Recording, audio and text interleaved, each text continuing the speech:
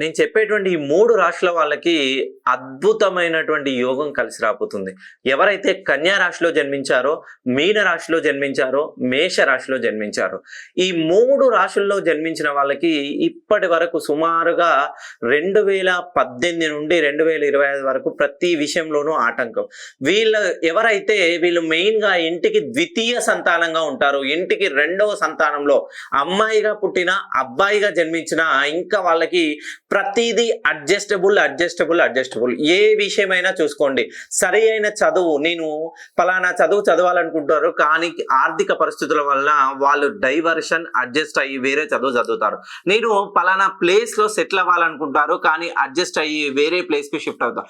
ప్రతి విషయంలోనూ ఎవరైతే కన్యా రాశిలో జన్మించారో, మేష రాశిలో జన్మించారో, మీన రాశిలో జన్మించి ఇంటికి ద్వితీయ సంతానం అయి ఉన్న వాళ్ళు ఈ అడ్జస్టబుల్ ఇంకా మీరు మానేయండి.